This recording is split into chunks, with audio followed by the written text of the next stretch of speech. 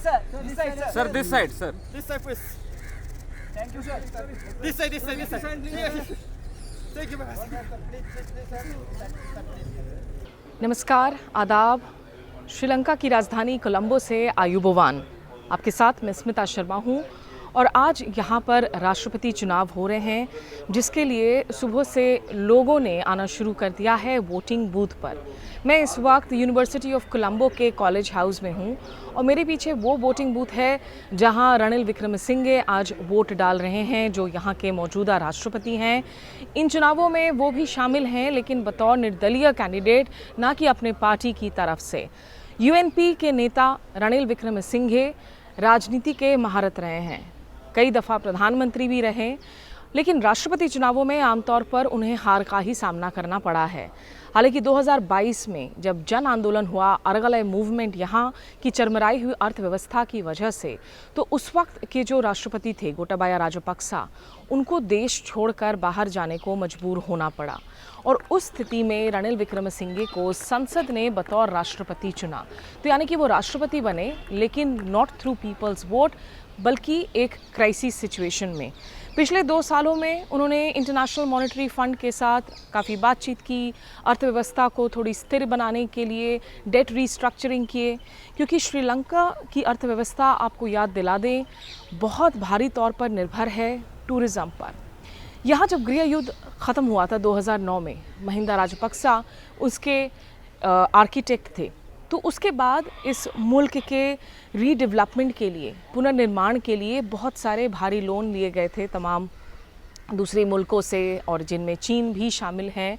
और उसके बाद जब गोटाबाया राजपक्सा राष्ट्रपति बने थे तो काफ़ी सारे हेवी टैक्स कट्स उन्होंने दिए थे। 2019 में आपको याद दिला दे कि यहाँ ईस्टर संडे टेरर अटैक्स हुए थे, एक सिरे से काफ़ी चर्चेस को निशाना बनाया गया था, उसका भी असर पड़ा था पर्यटन क्षेत्र पर।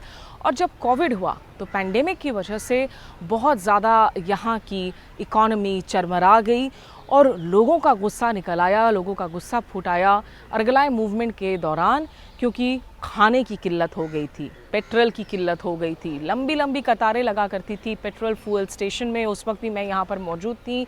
10-10 किलोमीटर लंबी कतारें और एक बारी टैंक रीफ़िल करने में कम से कम 9 से 10 दिन का इंतज़ार भी करना पड़ता था। तो 2022 से लेकर अब जो ये चुनाव हो रहे हैं, ये बेहद अहमियत रखते हैं, क्योंकि एक तरीके से लोगों को उम्मीद है कि जिन राजनीतिक सुधारों की मांग को लेकर वो सड़कों पर उतरे थे, वो चाह रहे थे कि भ्रष्टाचार मुक्त हो, यहाँ डिनेस्टी पॉलिटिक्स से वो बिल्कुल ऊब चुके थे। राजपक्सा लंबे समय से यहाँ पर सत्ता पर काबिज थे, महिंदा राजपक्सा हो, उनके भाई गोटाबाया राजपक्सा हो, बेसिल राजपक्सा भी मंत्री थे। इस चुनाव में उनके बेटे, महिंदा के बेटे नामल राजपक्सा, वो भी हैं शामिल, लेकिन उन्हें बहुत एक सीरियस गंभीर कंटेंडर के तौर पर नहीं देखा जा रहा है। हालांकि वो इसके पहले मंत्री भी रह चुके हैं कैबिनेट में। जो मेन कंटेंडर्स हैं, अनुरा दिसानायक, या उन्हें एकेडी के नाम से भी जाना जाता है, ये लेफ्टिस्ट नेता हैं, 50s में हैं इनकी उम्र, और ख़ास करके क्योंकि इनका इतिहास, ये जेवीपी के नेता रहे हैं जिसकी एक मिलिटेंट पास्ट रही है 80s में, लेकिन अरगलाई मूवमेंट को एक तरीके से शेप अप किया, जेवीपी ने पूरा सपोर्ट किया। और अनुरा दिसानायक लेफ़्ट लीनिंग मार्क्सिस्ट सोच वाले नेता हैं, वो काफ़ी बातें कह रहे हैं। वो कह रहे हैं कि हम सबको साथ लेकर चलेंगे, हम समाज में जो डिस्क्रिमिनेशन हो रहा है, भेदभाव हो रहा है क्लास के आधार पर, उसको हम ख़त्म करेंगे। और कहीं ना कहीं अरविंद केजरीवाल की तरह उन्होंने एंटी करप्शन प्लैंक को अपना मुख्य मुद्दा बनाया है कि भ्रष्टाचार को इस मुल्क से हम ख़त्म करेंगे। जो युवा पीढ़ी है वो उनसे खासी प्रभावित इस वक्त नज़र आ रही है। श्रीलंका के चुनावों में लगभग आपकी 17 मिलियन रजिस्टर्ड वोटर्स हैं और उनमें से आपकी 1 मिलियन यानी कि 10 लाख फर्स्ट टाइम युवा वोटर हैं। तो जहां रैलियों में हम गए, वहां लगा कि दिसानायके के साथ में युवा खास करके शामिल हैं। लेकिन एक और धाकड़ खिलाड़ी हैं इस फील्ड में, उन्हें भी एक एज हासिल हो सकता है। साजिद प्रेमदासा, जो मुख्य ऑपोजिशन लीडर रहे हैं लंबे समय से, और वो भी एक पुराने रेस के घोड़े के तौर पर हैं। लेकिन साजिद प्रेमदासा का जो प्लैंक है वो सोशलिस्ट डेमोक्रेटिक है, वो ज़्यादा इंक्लूसिव है। ख़ास करके श्रीलंका के जो माइनॉरिटीज़ है, जो अल्पसंख्यक हैं, वो मुस्लिम हो, बौद्ध हो, या फिर जो श्रीलंकाई तमिल हैं, क्योंकि तमिल और सिन्हलास के बीच को लेकर ही जो खाई थी, उसकी वजह से यहाँ पर गृह युद्ध बहुत लंबे समय तक चला भी था। ये ज़्यादातर माइनॉरिटीज़ इस वक्त साजिद प्रेमदासा के साथ हैं, लेकिन एक कंसोलिडेटेड रूप से नहीं हैं। तो ये चुनाव काफ़ी कॉम्प्लिकेटेड हैं, क्योंकि इन चुनावों में हमेशा से श्रीलंका में लोगों को कहा जाता है कि आप अपने 3 प्रेफरेंस जो हैं वो अपने बैलेट पेपर्स पर आप मार्क कीजिए। और फर्स्ट सबसे पहले देखा जाता है कि जिस उम्मीदवार को 50% + 1 वोट हासिल हुए हैं उन्हें जीत हासिल होती है। लेकिन इस दफ़ा चूंकि एक डायरेक्ट कॉन्टेस्ट नहीं है सिर्फ 2 उम्मीदवारों के बीच में, बल्कि एक त्रिकोणीय मुकाबला है इन 3 मेन कंटेंडर्स के बीच में, तो उम्मीद कम है कि किसी भी उम्मीदवार को 50% + 1 वोट्स हासिल हो सकेंगे। ऐसे में ज़रूरत पड़ी तो फिर जो सेकंड प्रेफरेंस वोट्स हैं उनको काउंट किया जाएगा और फिर थर्ड प्रेफरेंस वोट्स काउंट किए जाएंगे। तो नतीजे आने में हो सकता है कि रविवार दोपहर तक ही जो है इसके नतीजे सामने आ सके, 22 सितंबर तक पूरी तरीके से।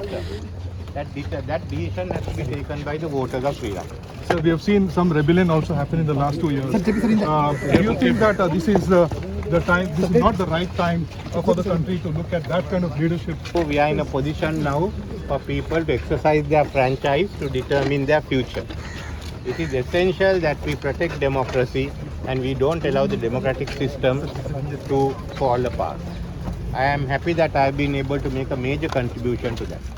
इसके पहले जब जब चुनाव हुए हैं श्रीलंका में, कम से कम चुनाव के 10-15 दिन पहले ही ये पता चल जाता था कि कौन सी उम्मीदवार की सबसे ज़्यादा मजबूत दावेदारी है, कौन जीतने वाला है। वो महिंदा, सिरिसेना, मैत्रीपाला सिरिसेना या गोटाबाया, इन तमाम राष्ट्रपति के इनके राष्ट्रपति बने जाने के वक्त जो है ये पता चल गया था, लेकिन इस बार it is very hard to predict. बहरहाल ये श्रीलंका के लोगों के लिए लोकतंत्र का पर्व है, जिसे मनाने के लिए वो सुबह से वोटिंग बूथ्स पर आ रहे हैं और वोट डालकर कहीं ना कहीं उम्मीद कर रहे हैं कि उनके मुल्क में एक बेहतर सरकार आए, एक बेहतर नेता आए जो यहाँ की न केवल अर्थव्यवस्था को मजबूत बना सके, बल्कि यहाँ की राजनीति में भी बहुत ज़्यादा गहरे सुधार ला सके।